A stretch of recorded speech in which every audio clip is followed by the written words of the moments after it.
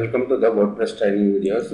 ఈ వీడియోలో brute force attack అంటే ఏంటి, అసలు దీని వల్ల ఏం డ్యామేజ్ జరుగుతుంది, దీన్ని ఎలా ప్రివెంట్ చేసుకోవచ్చో చూద్దాం. ఇందులో బేసిక్ కాన్సెప్ట్స్ డిస్కస్ చేద్దాం. కమింగ్ వీడియోలో మాత్రం ఏవైతే ప్లగిన్స్ ఉన్నాయో, జెట్ ప్యాక్ ప్లగిన్ ఉంది, ఇంకా లిమిట్ లాగిన్ ఐటమ్స్ ప్లగిన్ ఉంది, ఇది చాలా ఉన్నాయి.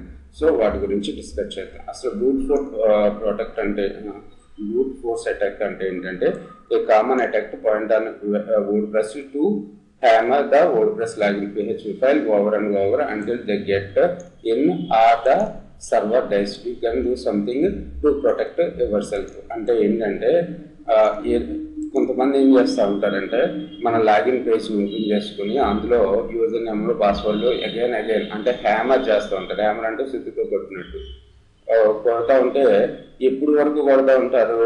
సో మన సర్వర్కి ఎక్కువ రిక్వెస్ట్ వెళ్తే ఏమవుతూ ఉంటుంది, మన సర్వర్ డై అయిపోతుంది, లేకపోతే అటు లాగిన్ అయిపోతాడు. లాగిన్ అయినా డ్యామేజ్, లేకపోతే మన సర్వర్ డౌన్ అయినా డ్యామేజ్.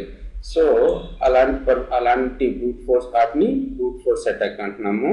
సో వీటిని మనం కోడింగ్ ద్వారా ప్రివెంట్ చేసుకోవచ్చు, లేకపోతే ప్లగ్ఇన్స్ ఉన్నాయి, లేకపోతే ఇంకా చాలా మెథడ్స్ ఉన్నాయి. ఆ మెథడ్స్ ద్వారా మనం మన సైట్ని బ్రూట్ ఫోర్స్ అటాక్స్ నుంచి కాపాడుకోవచ్చు. So first of all first thing ఏమేమి చెప్తారంటే బ్రూట్ ఫోర్స్ అటాక్స్ని ఆపుకోవడానికి అడ్మిన్. మనం వర్డ్ప్రెస్ ఇన్స్టాల్ చేసేటప్పుడు బై డిఫాల్ట్గా మనకు అడ్మిన్ యూజర్ నేమ్ వచ్చేస్తుంది, బై డిఫాల్ట్గా వస్తుంది కదా. సో అక్కడ మనం అడ్మిన్ అనే యూజర్ నేమ్ని తీసేసి మనకు నచ్చిన మన యూజర్ నేమ్ని ఏదో సంథింగ్ రమేష్ 1204 ఇలాగా. సో అలాంటి వాటిని యూజర్ నేమ్గా ఇచ్చుకోవాలి, అడ్మిన్ యూజర్ నేమ్లు పెట్టుకోకూడదు. తర్వాత పాస్వర్డ్లు కూడా ఇక్కడ చూడండి, any permission or own real name, user name, company name, name of your website. So ఇప్పుడు నా యూజర్ నేమ్ రమేష్ అనుకోండి, సో నా నిక్ నేమ్ రమేష్ అనుకోండి.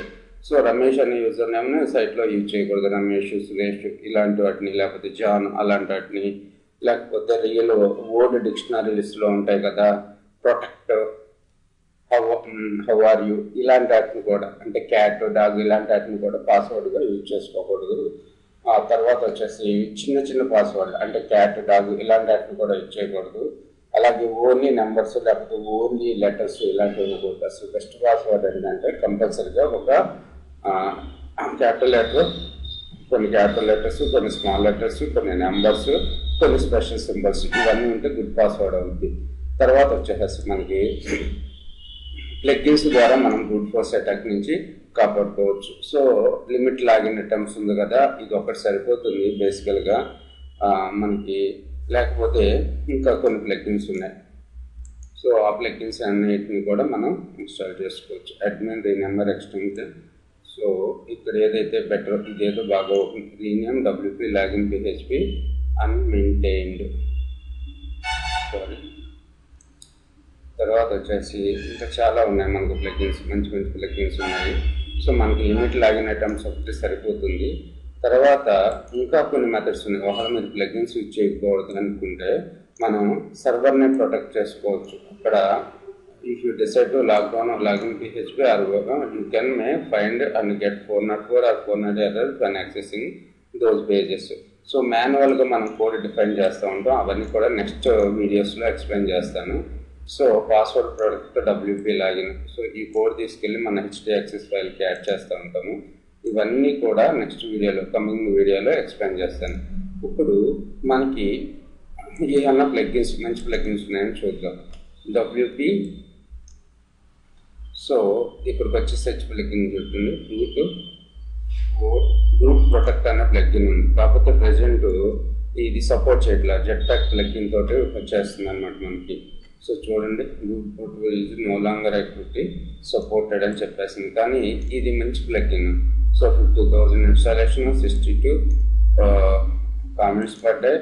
కానీ ఈ బ్రూట్ ఫోర్స్ ప్రొటెక్ట్ అనే ప్లగ్ఇన్ పనిచేయట్లేదు ప్రజెంట్. జెట్ ప్యాక్ తోటి వస్తుంది. ఓకే, సో మీరు ఒకవేళ దీన్ని మనం ఆల్రెడీ నేను ప్లగ్ఇన్ ఒకటి ఇన్స్టాల్ చేశాను. ఏంటిది అది,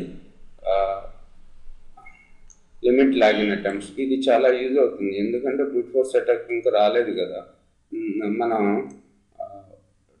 ఒకటి క్యాప్చర్ అడుగుతుంది, రెండు ఒక 5 సార్లు ట్రై చేయగానే డౌన్ అయిపోతుంది. Okay, so thanks for listening. Next video